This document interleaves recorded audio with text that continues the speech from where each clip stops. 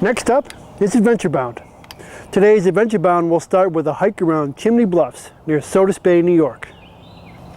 Next will be an inline skating outing in Seattle, Washington. There will be video about a road trip from Seattle, Washington to Southern Oregon to visit Crater Lake.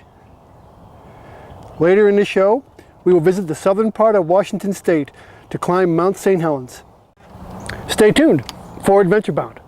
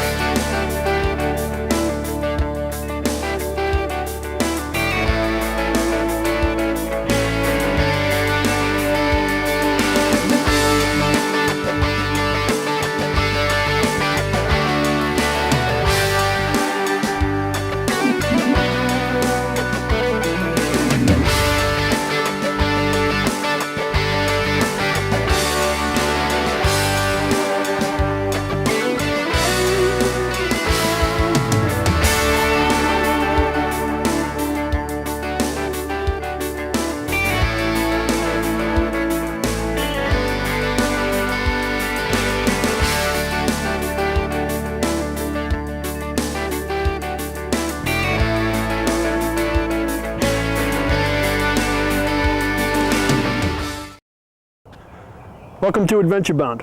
Hello, I'm Tim Bear. The first segment on today's show will be from a hike around Chimney Bluffs. Chimney Bluffs is on Lake Ontario, east of Rochester, near a town called Sodus. The geography of Chimney Bluff features V-shaped valleys and erosion-sculpted vertical spires. On this spring day, I went hiking around Chimney Bluffs with John, Cindy, and their dog Jordan.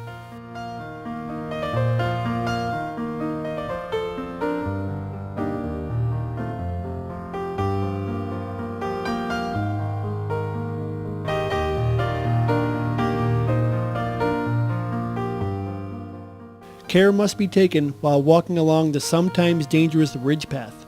Grass and shrubbery hide the danger of the undermined cliff edge, and the potential for serious injury is only one misstep away.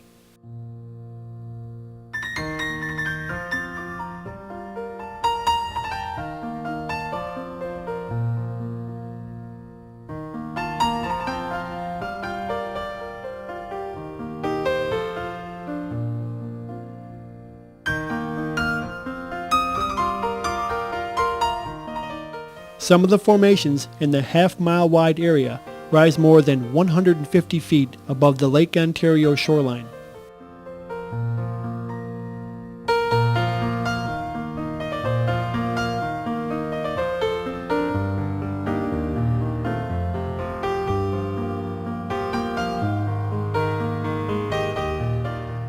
The unusual, rugged formations of Chimney Bluffs have been referred to as the Badlands of New York State.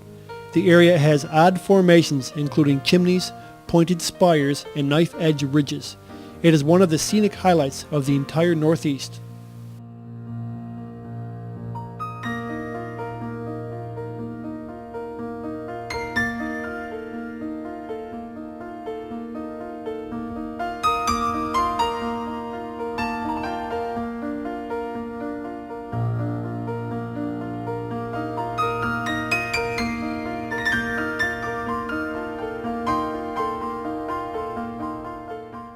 John and Jordan ventured into one of the valleys to explore, while Cindy and I remained on the ridge path.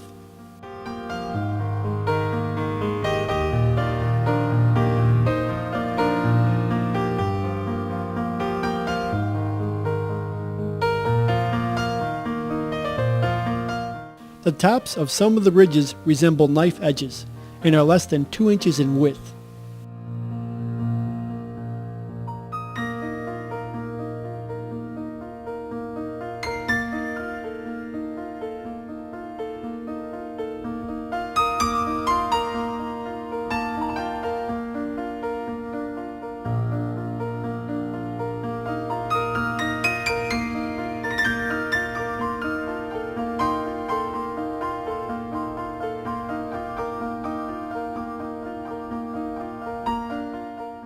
What was once a peninsula has been undermined by erosion, leaving a green and growing island on this capped pinnacle.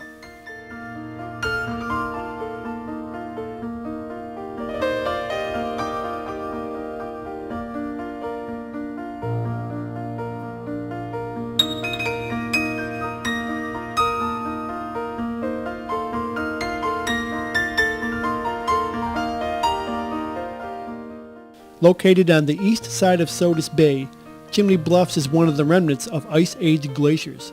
The area is a glacial moraine, which has been eroded into a series of knife-edge fingers. As the glaciers moved, they would collect stone boulders and gravel, called moraine. As the glaciers melt, the gravel and stone is deposited in an oval hill called drumlin.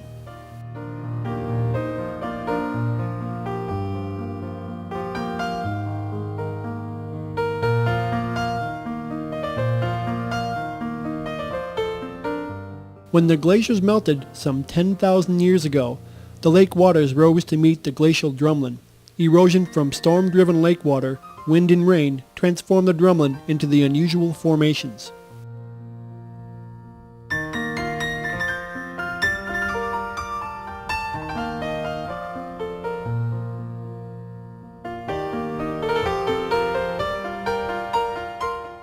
Erosion proceeds rapidly, with up to 3 feet a year of land being carried away by water and wind. The fast eroding formations change yearly, and the scenic area will differ in appearance from summer to summer.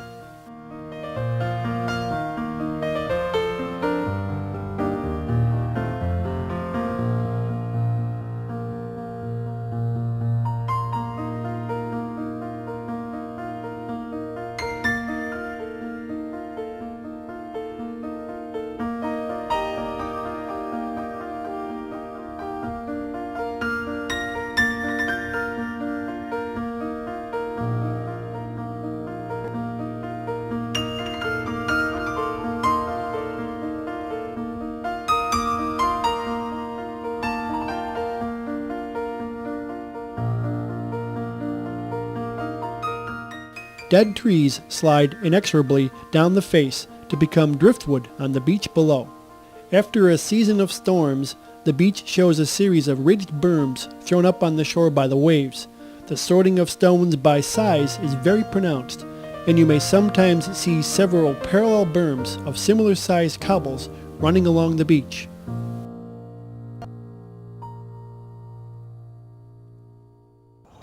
In the summer of 1994, I lived in Seattle while I worked on a software development project.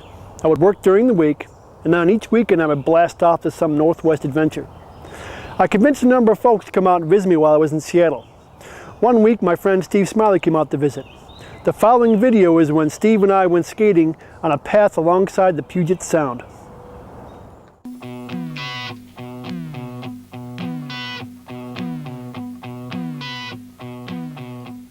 Before Steve left Seattle, we put on our rollerblades and ventured out.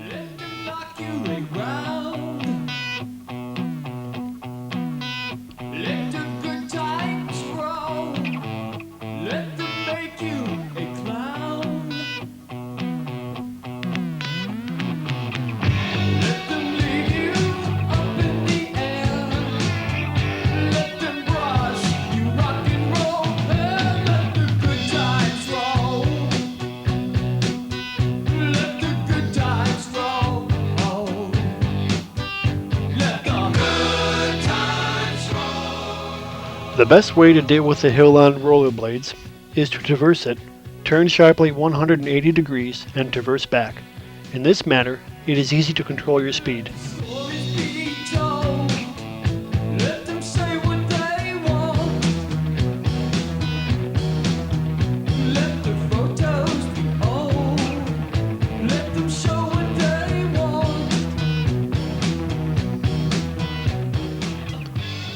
We went to Myrtle Edwards Park and cruised on the wheeled traffic path.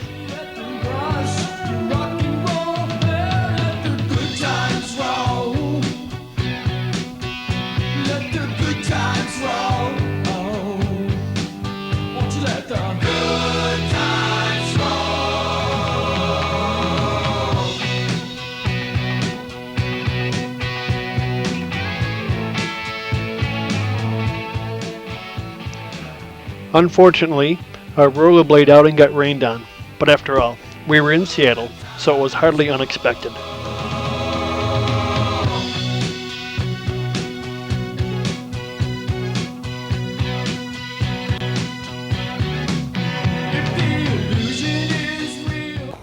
While Steve was in town, he and I decided to drive to Southern Oregon to visit Crater Lake. It's about a 9-hour trip or about 450 miles from Seattle to Crater Lake. My next door neighbor in Seattle, Valerie, joined us on this excursion. A quick stop at the local gas station to get some more fuel, and our next adventure was an excursion to Crater Lake in Oregon. My next door neighbor, Valerie, joined us on this trip. Get your motor running, head out on the highway, looking for adventure. It is about a 9-hour drive from Seattle to Crater Lake in Southern Oregon. The directions from Seattle are simple. Get on Route 5 and drive south. We left Friday night and were on Route 5 for quite a while. We stayed overnight in Eugene, Oregon.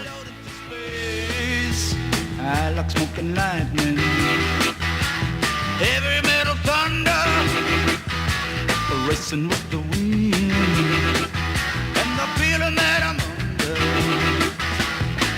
Yeah, I gotta go make it happen. First thing, Saturday morning, we were on the road again.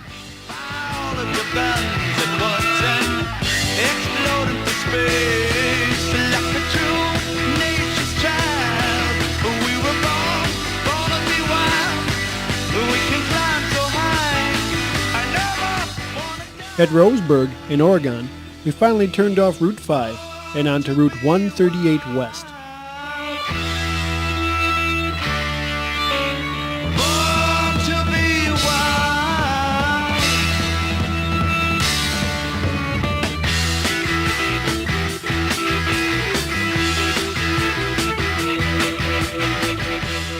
The temperature was 95 degrees on this day, so we stopped to splash around in the Umpqua River. The Umpqua River runs almost the entire length of Route 138. The cool river water was a nice break from the heat. We jumped back in the Jeep and continued on to Crater Lake. Get your motor running, head out on the highway, looking for adventure, and whatever comes our way. Yeah, darling, go make it happen. Take the world in a loving embrace. Until about 7,700 years ago, Mount Mazama, a 12,000-foot volcano, occupied the site of Crater Lake. Through a series of eruptions, the magma beneath the mountain emptied. The top of the mountain collapsed on the empty magma chamber, creating the caldera, which now contains the lake. The surface of the lake is a little over 6,000 feet above sea level. There are no known outlets and no known streams running into the lake. Geologists believe that the lake water came from rain and melted snow over the past 7,000 years. The island in Crater Lake is called Wizard Island. The symmetrical dome rises 760 feet above the water.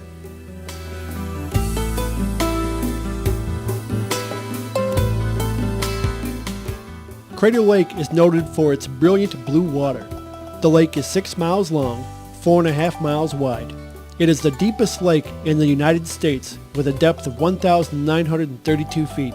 The 26-mile shoreline is encircled by lava cliffs that rise from 500 to 2,000 feet above the surface of the water.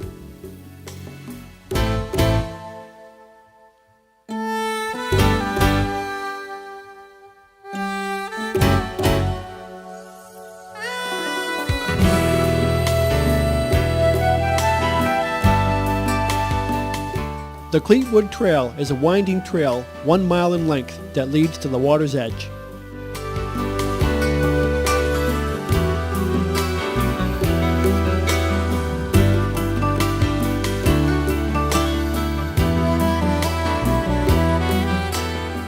The lake was first reported in 1853 by a mining prospector named John Hillman. The lake area was made a national park in 1902 by President Theodore Roosevelt.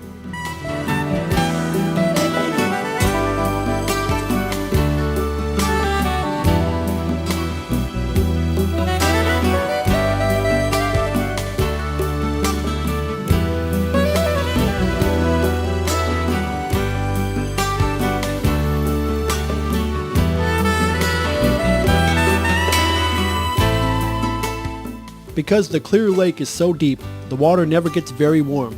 The water temperature on this day was a bit nippy, just above 50 degrees.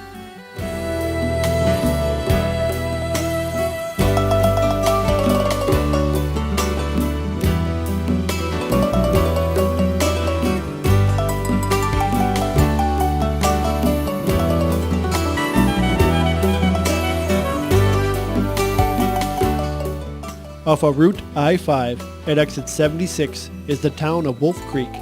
On the trip back home, we stopped for dinner at the Wolf Creek Tavern. The tavern has been in almost continuous operation since the 1870s when it was built as a stagecoach inn on the Oregon Territorial Road. The dinner was excellent. Sunday morning found the remnants of our excursions scattered throughout the apartment. Remnants of when we came home. Things are pretty much thrown everywhere.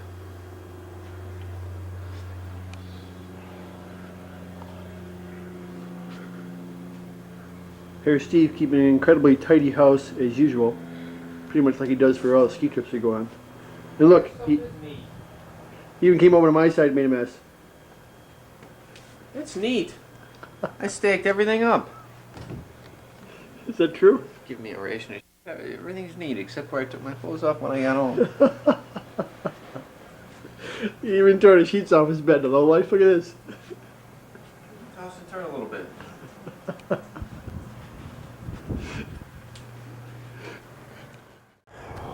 In the southern part of Washington State is Mount St. Helens. Mount St. Helens erupted in May of 1980 and is still classified as an active volcano. If you write to the National Park Service, you can get a permit that allows you to climb up the side of Mount St. Helens and look into the crater. When Steve was in town, I acquired a climbing permit, and Steve and I traveled to southern Washington to climb Mount St. Helens and look into the crater.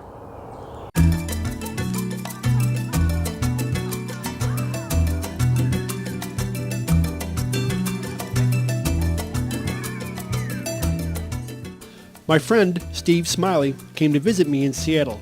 I obtained the required climbing permit, and Steve and I journeyed to the southern part of Washington State to climb Mount St. Helens. This is the view from a scenic overlook along the way. The trail up Mount St. Helens starts at the climber's bivouac. The last couple of miles to the climber's bivouac is a winding dirt road.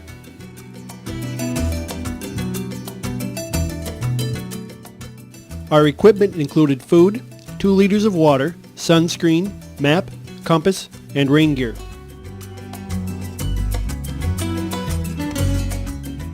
At the start of the Ptarmigan Trail, there is a sign warning about the potential dangers that await on the mountain. Mount St. Helens is still classified as an active volcano. The ascent up the mountain starts out on a tree-lined path. The south side of St. Helens was shielded from the eruption that devastated forests to the north.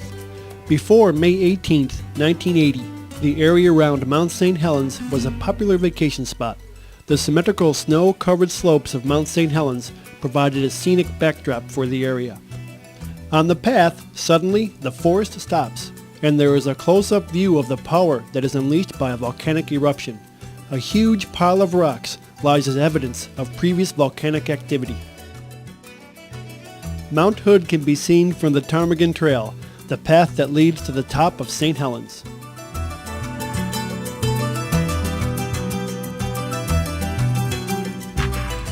Mount Adams can also be seen.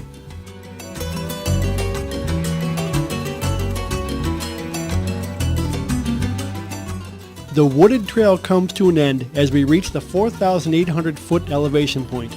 A sign specifies that only those with climbing permits are allowed to progress above this point. Huge rocks and volcanic ash are the prominent features on the landscape from this point on. To assist in navigation, the path to the top of the mountain is marked with a series of wooden poles.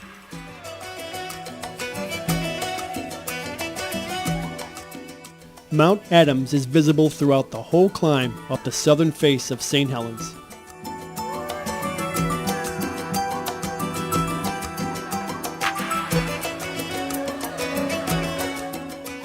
At 8:32 a.m. on May 18, 1980, a massive earthquake rocked Mount St. Helens, triggering the largest landslide in recorded history. The The trapped gases and superheated water within the mountain, now exposed by the huge landslide, escaped violently. The resulting explosion traveled at speeds of up to 670 miles per hour, leveling forest up to 17 miles away. On the day of the eruption, a column of volcanic ash rose vertically 16 miles. The spewing of ash continued for 9 hours and drifted as far east as North Dakota, South Dakota, and Nebraska.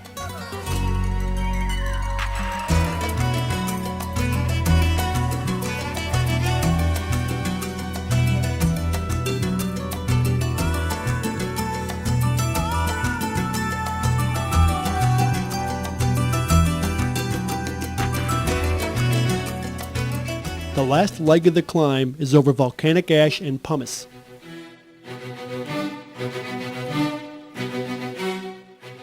The loose footing proved troublesome, as on each step your foot would slide backwards slightly.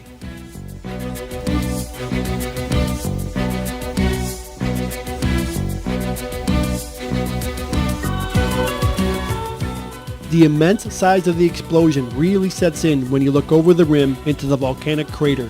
The entire north side of the mountain is simply gone.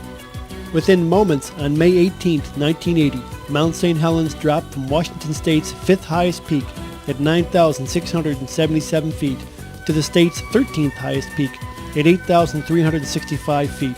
The top 1,300 feet of Mount St. Helens had been blasted away.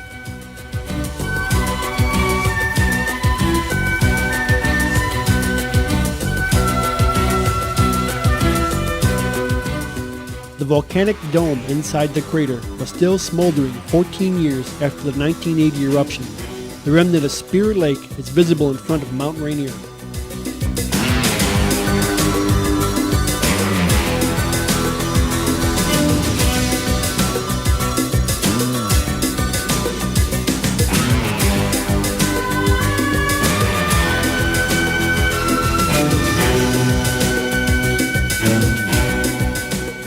To the east of Mount Rainier is Mount Adams. Panning farther toward the south, Mount Hood in Oregon is also visible.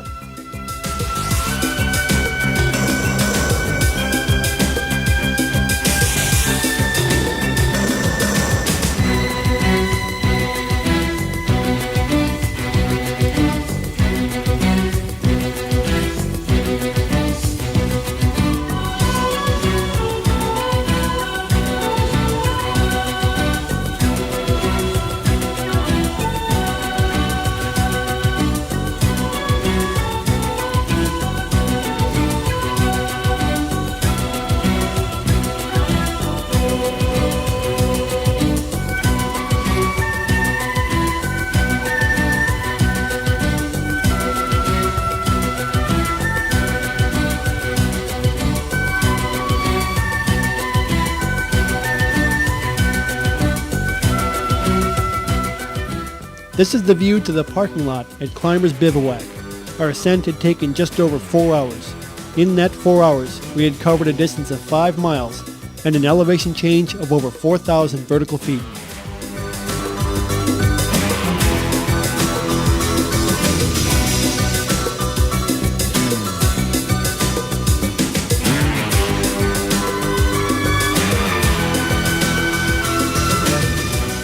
Traversing down through the volcanic ash was much easier than climbing up.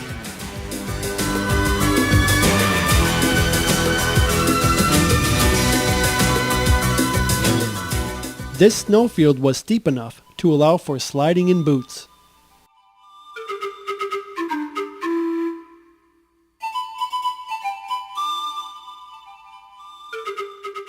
Steve took a more adventurous approach by sliding down the snowfield while sitting on his coat. The material in the coat provided so much friction that sliding was very slow.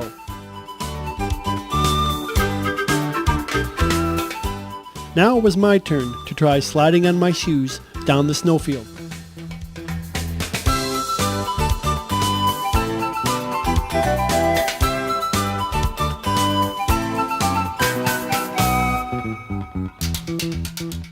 Here is Steve sliding again. This time he is sliding with the aid of a plastic bag with much better results.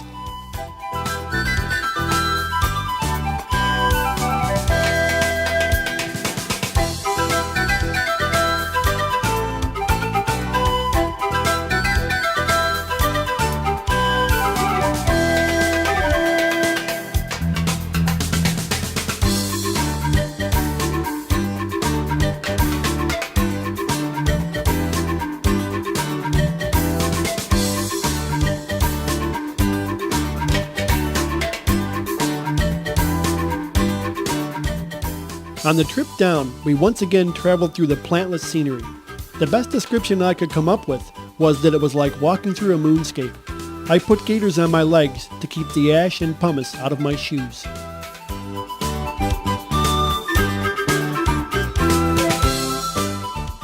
While our climb to the summit had taken us 4 hours, our hike down only took us 2 hours.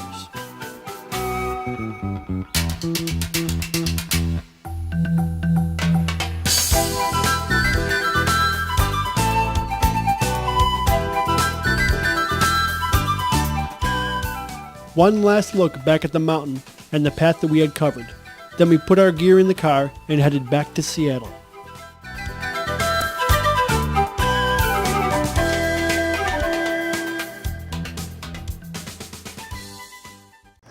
That is the show for this week.